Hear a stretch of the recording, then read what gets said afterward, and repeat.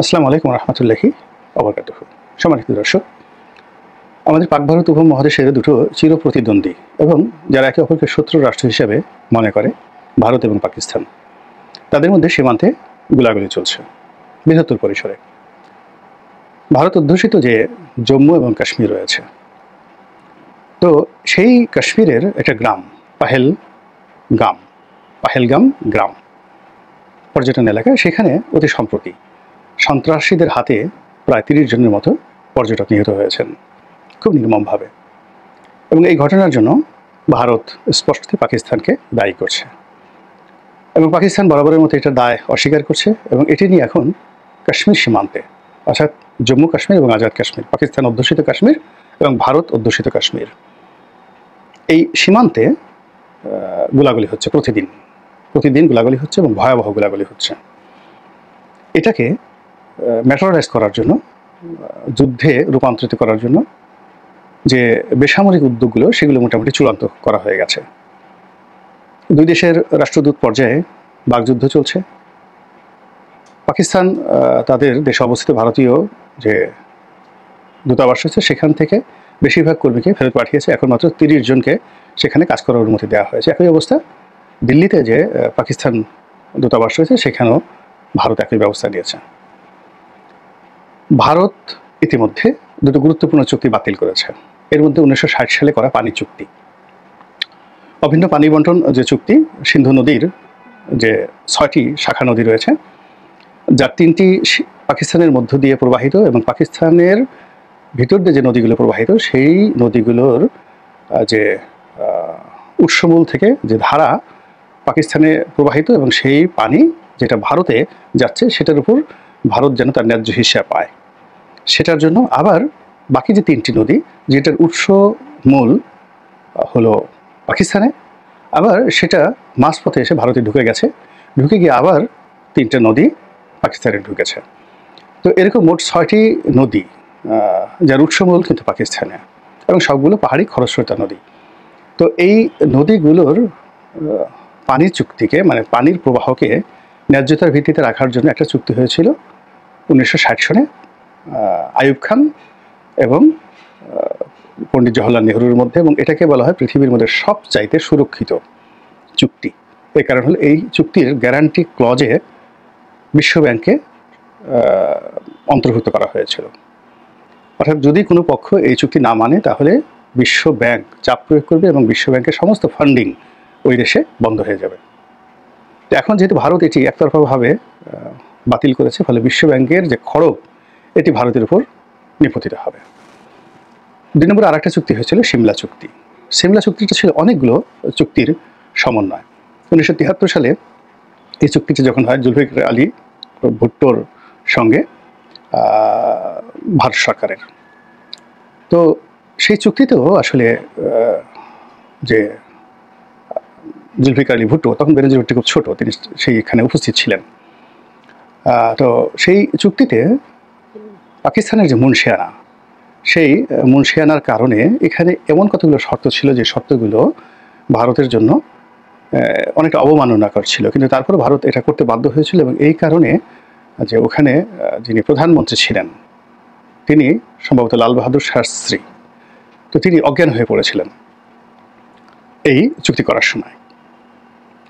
এখন সেই সিমলা চুক্তি, সেটাও বাতিল করেছে একতরফাভাবে ভারত।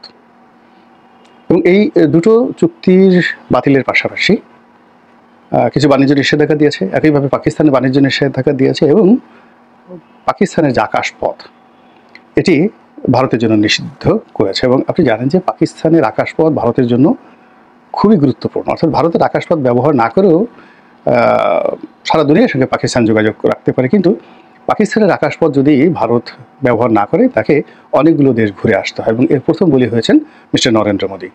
নরেন্দ্র মোদী মধ্যপ্রাচ্যের সফরে ছিলেন, এবং যখন এই ধরনের নিষেধাজ্ঞা পাকিস্তান দেয় যে তাদের, অর্থাৎ ভারতের কোনো বিমান পাকিস্তান হয়ে যেতে পারবে না, তখন নরেন্দ্র মোদীকে বহু দেশ, বহু এলাকা ঘুরে তারপর যেতে হয়েছে। এবং এটি যদি 1 মাস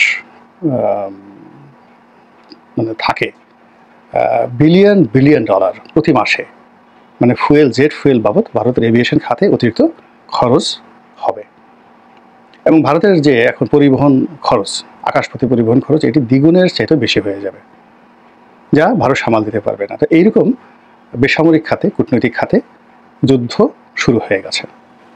এই যুদ্ধকে সামরিক খাতে নেওয়ার জন্য নরেন্দ্র মোদী এবং তার গদি মিডিয়া এবং একই সঙ্গে ভারতের যে উন্মত্ত জনতা, তারা রীতিমতো মাঠে নেমেছে, আন্দোলন শুরু করেছে।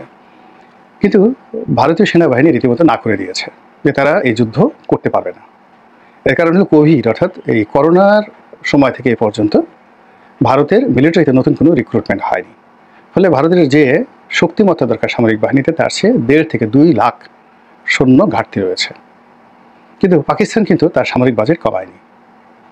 2 নম্বর হলো যে এ যাবৎকালে এই সেই কোভিড থেকে এ পর্যন্ত তাদের যে যুদ্ধ বিমানগুলো রয়েছে, ট্যাঙ্কগুলো রয়েছে, এগুলো মহড়ার জন্য তারা ব্যবহার করেনি। ফলে প্রায় সব কিছুই অকেজো রয়েছে।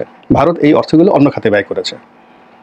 ফলে ইতিমধ্যে যে জিনিসটা দেখা গেছে যে এই যুদ্ধের মহড়া স্বরূপ যে ভারতীয় ফাইটার প্লেনগুলো, রাশিয়ার নির্মিত যে ফাইটার প্লেনগুলো, এগুলো মহড়া দিতে গিয়ে তারা বিভিন্ন জায়গাতে বিধ্বস্ত হচ্ছে এবং এরকম একটা খুবই পাওয়ারফুল বিমান, তো সেই বিমান কী করলো, আবাসিক এলাকায় বোমা বর্ষণ করে বসলো।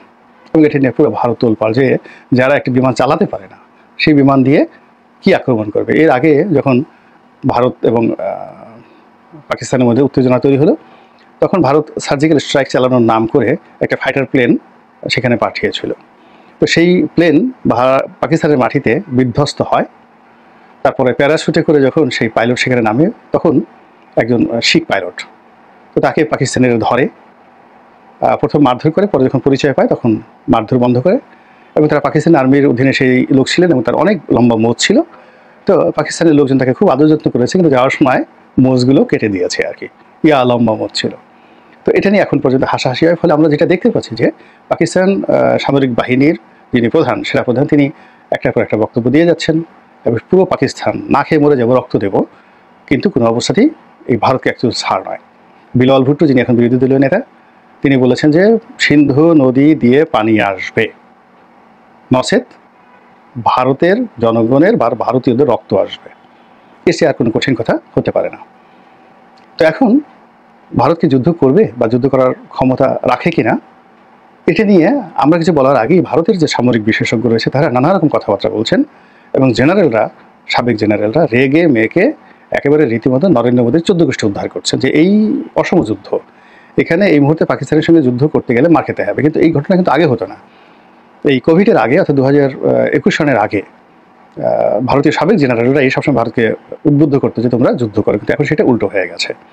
তো এইরকম একটা যুদ্ধ অবস্থা যখন ভারতের সাথে পাকিস্তানের সাথে চলছে, তারই প্রাথমিক প্রস্তুতি হিসেবে সীমান্তে স্থল যুদ্ধ গোলাগুলি হচ্ছে প্রতিদিনই। এবং সেই গোলাগুলি তো বাংলাদেশের বিএসএফের সাথে বাংলাদেশের বিজিবির সাথে ভারতের বিএসএফের না, ওখানে যে গোলাগুলি, সেখানে পৃথিবীর সবচেয়ে দামি গোলা বারুদ, দামি অস্ত্র কন্টিনিউয়াসলি সেখানে কি হতে পারে, ওইরকম অস্ত্রের মহড়া একমাত্র ইউক্রেন এবং রাশিয়াতে এই মুহূর্তে হচ্ছে।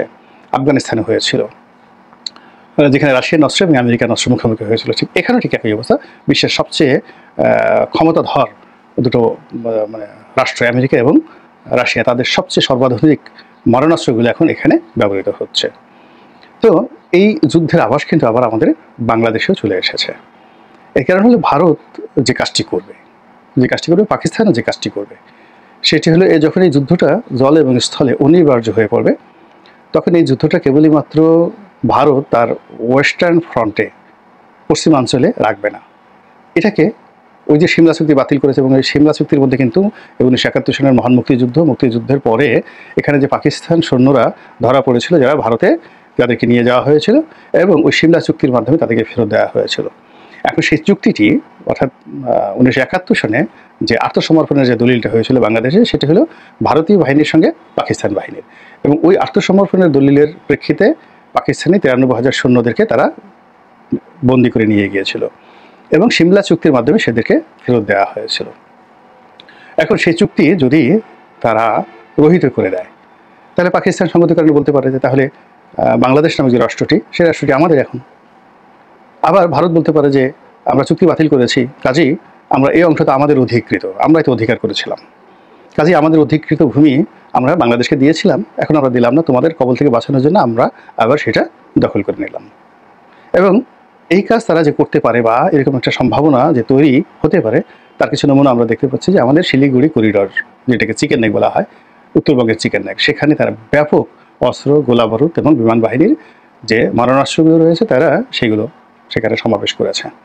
ফলে কাজেই যদি পাকিস্তানের সঙ্গে সর্বাত্মক যুদ্ধ হয়, সে যুদ্ধ বাংলাদেশেও আঁচ ফেলবে এবং বাংলাদেশকে এই যুদ্ধে পাকিস্তানও জড়িয়ে ফেলবে, ভারতও জড়িয়ে ফেলবে।